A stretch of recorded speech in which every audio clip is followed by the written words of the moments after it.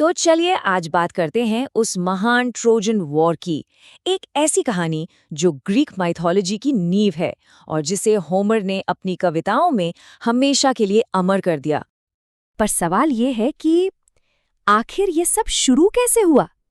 मतलब सोचिए, सिर्फ एक सुनहरा सेब और उसकी वजह से एक ऐसा युद्ध छिड़ गया जो पूरे 10 साल तक चला। कैसे? चलिए पता लगाते हैं। अच्छा, तो इस कहानी की जड़ें ना इंसानों की दुनिया में नहीं, बल्कि सीधे माउंट ओलिम्पस पर देवताओं के बीच थीं। असल में ये पूरा झगड़ा देवताओं के घमंड और जलन का ही नतीजा था।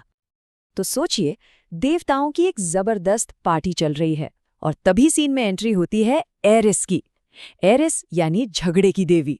और मजे की बात ये कि उसे पार्टी में बुलाया ही नहीं गया था, तो बस गुस्से में आकर उसने एक सोने का सेब पार्टी के बीच में फेंका, जिस पर लिखा था सबसे खूबसूरत के लिए।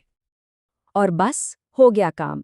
वो एक सेब और वहां मौजूद 3 सबसे पावरफुल देवियों के बीच बवाल मच गया। कौन कौन? हेरा, एथेना और एफ्रोडाइट। अब तीनों ही कहने लगी कि वो सेब तो उनका है। अब देवता लोग तो खुद फैसला कर नहीं पाए, तो उन्होंने क्या किया, ये मुश्किल काम एक बेचारे इंसान के सिर पर डाल दिया। और बस यहीं से शुरू हुआ लालच और रिश्वत का वो खेल, जिसके नतीजे बहुत बहुत भयानक होने वाले थे। देवताओं के राजा ज़्यूस ने सोचा कि इस पछड़े से दूरी रहा जाए और उन्होंने जज बना दिया पेरिस को, जो ट्रॉय का एक राजकुमार था। अब पेरिस को फैसला करना था कि इन तीनों में सबसे सुंदर कौन है। लेकिन ये फैसला इतना सीधा साधा भी नहीं था, क्योंकि हर देवी ने पेरिस को घूस देने की कोशिश की। हेरा ने ऑफर किया एक बहुत अमीर राज्य कि उसे वहां का राजा बना देंगी। एथीना ने वादा किया कि वो उसे ग्रीक लोगों के खिलाफ युद्ध में हमेशा जीत दिलाएगी। और एफ्रोडाइट ने दुनिया की सबसे खूबसूरत औरत का प्यार ऑफर किया। और पेरिस ने अपने दिल की सुनी।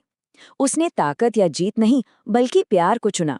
उसने चुना एफ्रोडाइट का ऑफर, दुनिया की सबसे सुंदर स्त्री हेलेन का प्यार।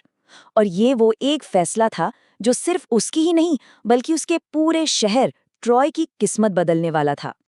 पेरिस के बस इसी एक फैसले ने इतिहास के सबसे लंबे और भयंकर युद्धों में से एक की शुरुआत कर दी।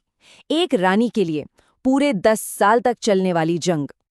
हाँ, पूरे 10 साल। एफ्रोडाइट के वादे से जोश में आकर पेरिस सीधा स्पार्टा पहुंचा और वहां के राजा मेनेलोस की पत्नी हेलेन को भगा ले आया। और बस इसी एक हरकत ने उस महायुद्ध की चिंगारी को आग में बदल दिया।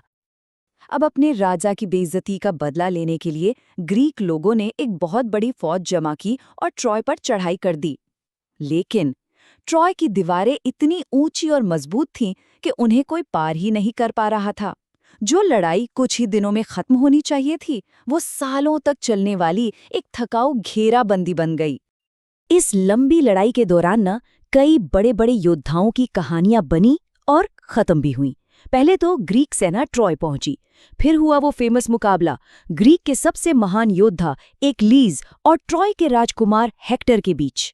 और फिर एक्लीज, जिसे कोई हरा ही सकता था, उसकी भी दर्दनाक मौत हुई। कैसे? एक जहरीला तीर उसकी एड़ी में लगा, जो उसके शरीर का इकलौता कमजोर हिस्सा था। तो पूरे 10 साल की लड़ाई हो चुकी थी। जब ताकत के दम पर जीतना नामुमकिन लगने लगा, तब ग्रीक लोगों ने एक ऐसा शातिर प्लान बनाया जिसने युद्ध का पूरा नक्शा ही बदल दिया। और इस जबरदस्त और चालाकी से भरे प्लान के पीछे दिमाग था ओडिसियस का, जो एक चालाक ग्रीक हीरो था। उसने ट्रॉय की उन दीवारों को तोड़ने का एक ऐसा रास्ता निकाला जिसके बारे में कोई सोच भी नहीं सकता था।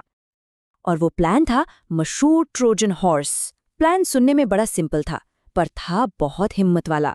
सबसे पहले एक बहुत बड़ा लकड़ी का घोड़ा बनाओ, फिर उसके अंदर अपने सबसे तगड़े सैनिकों को छिपा दो।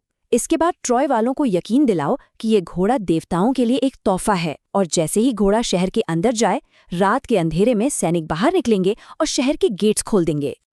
तो क्या ये चालाकी काम कर गई? आइए देखते हैं कि इस जंग का अंजाम क्या हुआ और इसकी कहानी आज भी हमारे लिए क्या मायने रखती है। और प्लान ने उम्मीद से भी बढ़कर काम किया। रात के अंधेरे में ग्रीक सैनिक उस घोड़े से बाहर निकले, पहरेदारों को खत्म किया और शहर के बड़े बड़े दरवाजे खोल दिए। इसके बाद पूरी ग्रीक आर्मी शहर में घुस आई और उन्होंने पूरे ट्रॉय को जलाकर राख कर दिया। ये उनकी आखिरी और सबसे बड़ी जीत थी। वैसे इसी कहानी से हमें एक बहुत मशहूर कहावत मिली है जो हम आज भी यूज करते हैं, एक्हिलीज हील। इसका मतलब होता है कि किसी भी बहुत ताकतवर इंसान या सिस्टम में कोई एक छोटी सी कमजोरी। ये बात सीधे सीधे एक्हिलीज की कहानी से आई है, जिसका पूरा शरीर तो अमर था, बस एड़ी को छोड़कर। सोचिए कैसे एक हजारों साल पुरानी कहानी आज भी हमारी बातों में जिंदा है। लेकिन जंग का अंत सबके लिए एक जैसा नहीं था। इस युद्ध के असली हीरो ऑडिसियस के लिए ट्रॉय का खत्म होना एक और लंबी कहानी की शुरुआत थी, उसकी घर वापसी की कहानी, जो पूरे 10 साल चली और खतरों से भरी थी। इसी कहानी को हम आज द ऑडिसी के नाम से जानते हैं।